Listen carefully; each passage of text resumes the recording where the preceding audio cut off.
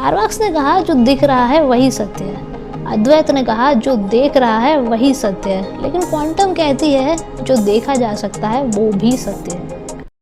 Hello दोस्तों, आप सबका स्वागत है आज के इस सेशन में। और आज हम बात करेंगे कुछ फिलॉसफी की, कुछ साइंस की, कुछ लिटरेचर की और कुछ अपने आसपास के एनवायरनमेंट की।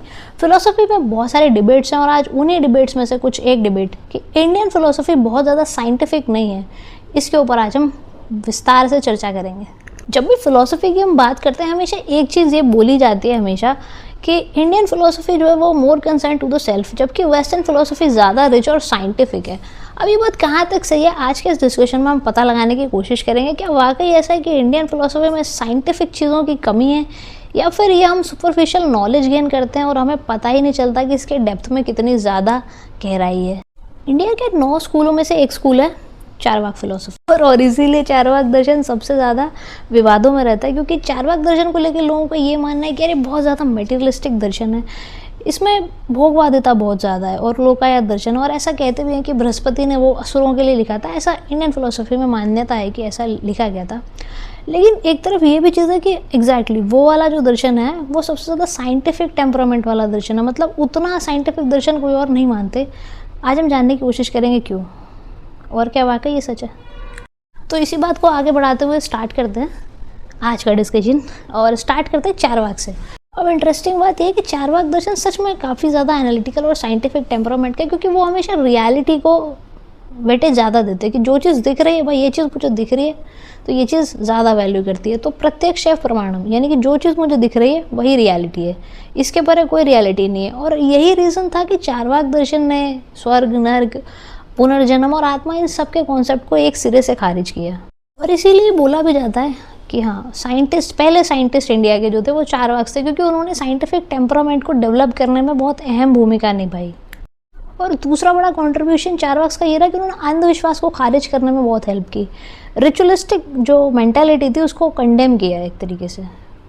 लेकिन जब हम बात साइंटिफिक टेम्परामेंट की करते हैं तो सिर्फ हम एक दर्शन को इतना वेटेज नहीं दे सकते, क्योंकि जब बात कॉन्शियसनेस यानी कि चेतना की आती है तो चारवाक उसको एक्सप्लेन करने में टोटली फेल दिखाई पड़ते हैं। चारवाक का मानना था कि जो मैटर है वही सब कुछ है। पंचभूत होते हैं, चारवाक 4 भूत मानते थे। पंचभूत वही जो 5 नेचुरल एलिमेंट्स होते हैं, आग, पानी, हवा, इन सब के बारे में बात करते हैं पंचभूत, जो कि भारतीय दर्शन में हम पढ़ते हैं। लेकिन जब चारवाक से पूछा गया कि भाई ये तो मेटेरियलिस्टिक चीज़ हो गया, अब आप कॉन्शियसनेस को कैसे डिफाइन करते हैं, तो चारवाक ने कहा भाई कॉन्शियसनेस कुछ अलग नहीं है, बस ये इन्हीं मैटर्स का अलग अलग कॉम्बिनेशन है, इन्हीं के रेशियो से हमारी चेतना जन्म लेती है। तो यानी कि चेतना को मेटेरियलिस्टिक डिपेंडेंट बताया चारवाक दर्शन ने। अब डिबेट आती है कि सच में कॉन्शियसनेस मैटर से बनी है। आज तक इसका जवाब किसी को नहीं मिला कि कॉन्शियसनेस का ओरिजिन क्या है, सोर्स क्या है और इसका डेस्टिनेशन क्या है। लेकिन चारवाक ने ये कहकर बात खत्म कर दी कि ये मेटेरियलिस्टिक होती है, ये मैटर डिपेंडेंट होती है, यानी कि मैटर ही डिसाइड करता है कॉन्शियसनेस को। कॉन्शियसनेस कुछ अलग चीज़ नहीं है। जब तक हमारे शरीर में प्राण है हमारी चेतना है, मतलब जब तक मेटेरियलिस्टिक बॉडी है तब तक कॉन्शियसनेस है, जब बॉडी नहीं रहेगी कॉन्शियस नहीं रहेगी। यहाँ तक की बात होगी। यहाँ से थोड़ा आगे चलते हैं अद्वैत दर्शन के ऊपर, जो उसके काफ़ी बाद में आया, मतलब काफ़ी लेटेस्ट दर्शन है अद्वैत। वहाँ पर चलते हैं और उसको कोशिश करते हैं जोड़ने की कि वो कितना साइंटिफिक है, ये ज़्यादा साइंटिफिक लग रहा है या वो ज़्यादा साइंटिफिक है।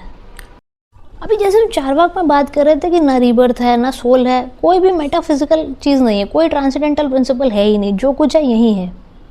और उनका इसीलिए बहुत प्रिय श्लोक था कि भस्मे भूतस्य देहस्य पुनरागमन कुतः, वो रीबर्थ में बिलीव ही नहीं करते थे। ये सब बातें बहुत प्रमाणिक और रैशनल लगती थी तब तक जब तक क्वांटम फिजिक्स पिक्चर में नहीं आया था। लेकिन क्वांटम फिजिक्स के पिक्चर में आने के बाद ही रियलिटी चेंज हो गई। क्वांटम फिजिक्स ने पिक्चर में आके पूरी पिक्चर ही चेंज कर दी, क्योंकि क्वांटम फिजिक्स कहता है कि ऑब्जर्वर ही सब कुछ है, यानी कि ये मुझ पर डिपेंड करता है कि मैं क्या देखूं और कैसे देखूं। कहता है वेव या particle depends on the observer, ये ऑब्जर्वर के देखने के ऊपर डिपेंड करता है कि वो वेव है या पार्टिकल है। इलेक्ट्रॉन एग्जिट करता है हाँ, लेकिन एक प्रोबेबिलिटी के फॉर्म में, एक डेफिनेट फॉर्म में नहीं करता। और रियलिटी सॉलिड नहीं, रियलिटी एक वेव फंक्शन के फॉर्म में, और वो तब कोलैप्स करती है जब ऑब्जर्वर उसे देखता है।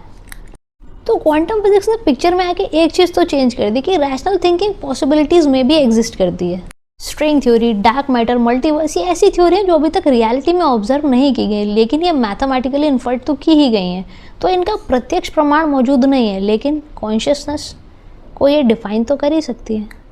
तो साइंस भी अब प्रत्यक्ष से आगे अनुमान प्रमाण पर जा चुकी है। और हम क्यों कह रहे हैं कि ये कॉन्शियसनेस डिफाइन कर सकती है, क्योंकि यहीं से हम अपने नेक्स्ट दर्शन को देखेंगे कि वो क्यों साइंटिफिकली क्वांटम फिजिक्स के अकॉर्डिंग ज़्यादा करेक्ट है। मैटर तब तक एक डेफिनेट फॉर्म में नहीं होता जब तक कोई उसे ऑब्जर्व नहीं कर रहा होता। ऐसे समझो तो पार्टिकल्स आर मूविंग, कोई भी पार्टिकल्स मूव कर रहे हैं, रैंडम मूविंग कर रहे हैं, लेकिन जब कोई ऑब्जर्वर उसे ऑब्जर्व करता है उसकी एक्चुअल लोकेशन सिर्फ वो तभी नोटिस कर पाता है, क्योंकि वो किसी एक्चुअल लोकेशन पर एग्जिस्ट नहीं करते, वो एक प्रोबेबिलिटी की फॉर्म में हर जगह एग्जिस्ट करते हैं। और इससे ये डिसाइड होता है कि ऑब्जर्वर ही ये डिसाइड करता है कि रियलिटी कैसे कोलैप्स होगी। वेव फंक्शन का कोलैप्स करना मैटर पे नहीं बल्कि कॉन्शियसनेस पर डिपेंड करता है। और जब इस चीज़ को रिलेट करने की कोशिश कीजिए कि modern quantum science, quantum physics किस चीज़ के ज़्यादा करीब है, तो चार्वाक दर्शन उससे काफ़ी दूर नज़र आता है और उसके करीब नज़र आता है अद्वैत। और यही चीज़ बोलता है अद्वैत कि मैटर सेकेंडरी और कॉन्शियसनेस फर्स्ट है। इसीलिए वो कहते हैं ब्रह्म सत्य जगत मिथ्या, क्योंकि कॉन्शियसनेस मैटर डिपेंडेंट नहीं होती बल्कि मैटर कॉन्शियसनेस डिपेंडेंट होता है, यानी कि ऑब्जर्वर ही डिसाइड करता है कि रियलिटी कहाँ और कैसे कोलैप्स होगी। वो कहते हैं जैसी दृष्टि वैसी सृष्टि, यानी कि हमें अवेयरनेस से डिसाइड करती है कि रियलिटी क्या है। इसलिए जब हमारी लिमिटेशंस खत्म होती है तभी हम समझते हैं अहम ब्रह्मास्मि का असली मतलब, कि पॉसिबिलिटीज़ लिमिटलेस होती हैं। और अब जब क्वांटम फिजिक्स पे ये बात कहती है कि ऑब्जर्वर ही पार्टिकल बिहेवियर को डिसाइड करता है, तो ये थ्योरी और ये दर्शन आपस में बहुत हद तक इंटरकनेक्टेड लगते हैं। अद्वैत भी रियलिटी को ऑब्जर्वर डिपेंडेंट मानता है और क्वांटम फिजिक्स भी सेम चीज़ बोलती है।